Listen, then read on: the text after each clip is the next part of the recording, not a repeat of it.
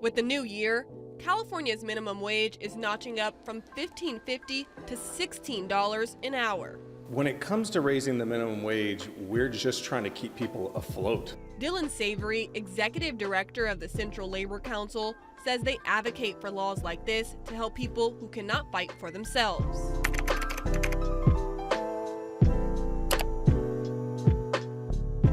Hey guys, Brian Stevens here with the National Real Estate Post. I was just kind of thinking about our situation we have over here in dysfunctional California, and it's probably affecting a lot of other states. But starting next month, every fast food employee who works for a company that does not bake their own bread. Yeah, Subway must have one hell of a lobbyist to keep them off this list, but every fast food company, that includes coffee shops, every one of them is going to start making $20 an hour. This creates a whole bunch of problems for employers. We see that employers are not always willing to look at their books and give their employees the most that they can possibly afford. So it's our job to go and supplement that with good policy and make sure that families can afford their housing, afford their groceries, afford their basic needs. For example, what if you have an employee right now making $19 an hour who's been working there for years, and one making $16 an hour who's been working there for 2 weeks? They now both make the same $20 per hour, pissing off the much more seasoned employee. What if you have a shift lead who's making $20 an hour and has been there for 10 years, and you have a new employee who's been there for 2 days? Yes, they both make $20 an hour, or perhaps what you're going to have to do as an employer is take that $20 per hour and make it a base point where everybody is going to see their pay increase and significantly. It's the only way to keep good employees. That means everything we buy in the state of California has been and will continue to get more expensive. Local businesses say the pay increases can be challenging to keep up with.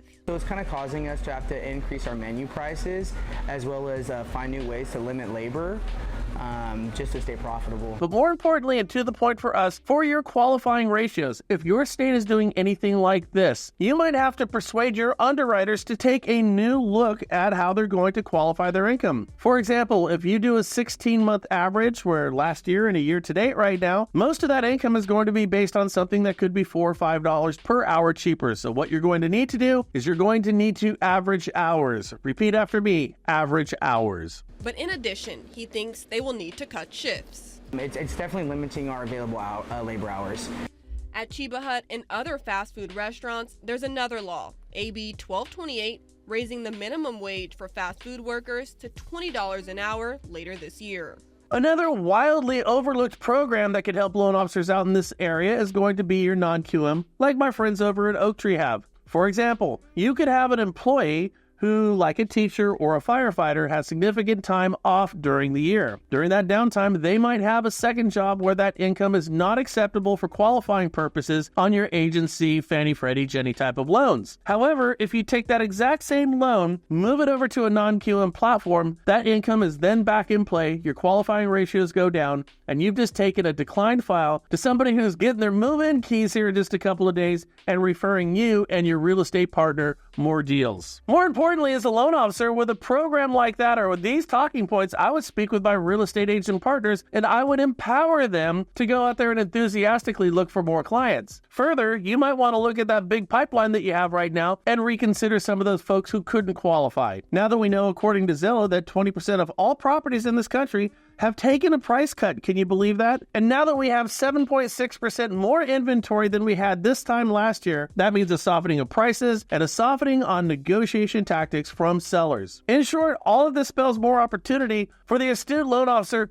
who has taken a second and critical look of those who are around them. Share the word. Become the person who's got solutions for real estate agents. After all, agents are suffering as bad, if not more, than any of you loan officers. Think about teams. Teams require capital to keep running. These larger teams across the country may be in more dire straits than you think. In other words, there could be a team out there that you wouldn't have made a run out a couple of years ago because they wouldn't have given you the time of day. They're back in play, provided you, the loan officer, has solutions to the problems that they have and the questions that they have. Speaking of questions, in my last point, if you're doing any type of warm or cold calling and you feel like you need to tell everybody what they need to hear, you're going to get hung up on, as I do when I take that approach. Change things up a little bit. Do a survey of folks and ask them their opinions surrounding the service that you're offering. If you're a real estate agent, ask housing-specific questions for your survey. If you're in the financial sector, a loan officer, ask about questions on your survey way that could impact their monthly output of money, which includes their housing expenses.